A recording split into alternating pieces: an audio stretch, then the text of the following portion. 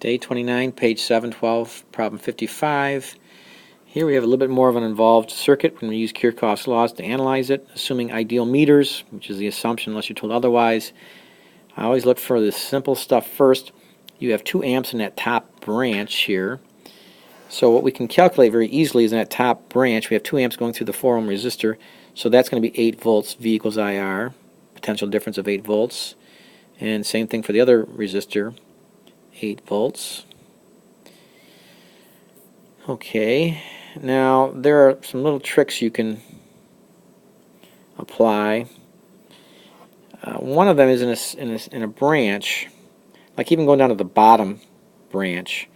You have a 12 ohm resistor, a battery, and a 4 ohm resistor in that bottom branch. But really, the trick is you could put those, since it's one branch, you could put the 12 and the 4 together and make a 16 ohm resistor. And the reason why I'd even want to do that, to make the problem simpler, so I'm going to think of it that way. So I'm going to say take off this 4 ohm resistor, make this 16 ohms over here, since it's in a series basically.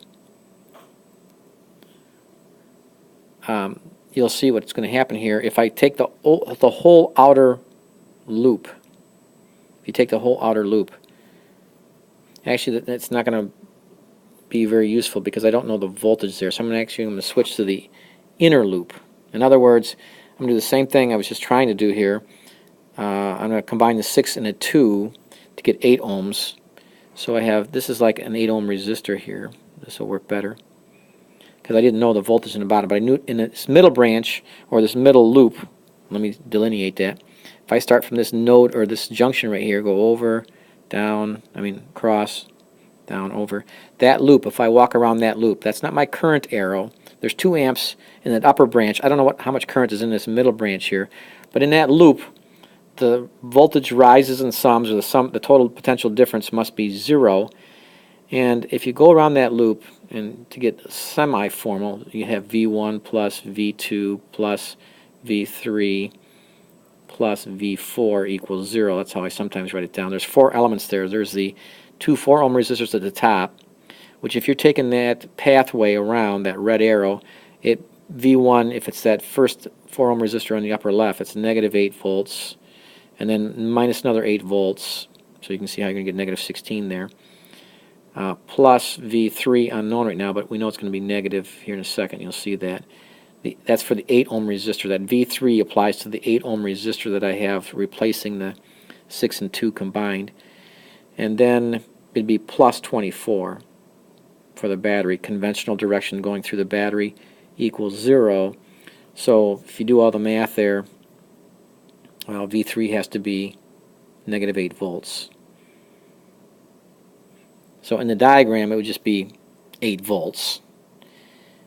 So I can put that on the diagram, 8 volts. Well, if that's applied, if we apply Ohm's law to that, V equals IR, to that particular resistor, if it's an 8 volt resistor, once again, you could do this in your head, it's an 8 ohm resistor with 8 volts potential difference. Current is 1 amp. Once you have that current figured out, it's pretty easy.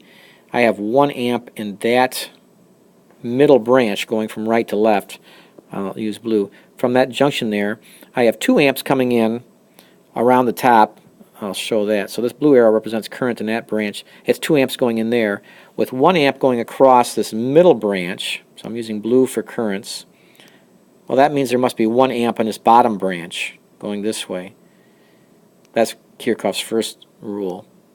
2 amps going into that node over here on the far right. If I call that point B or whatever you want to label it, 2 amps must be coming out. So now in the bottom branch here, I have on that 16 ohm resistor, V equals IR, I is 1, R is 16, that's 16 volts. Alright, so now if I go, let's just do this in our head, all the way around the outside, let's take that path and look at all the voltages.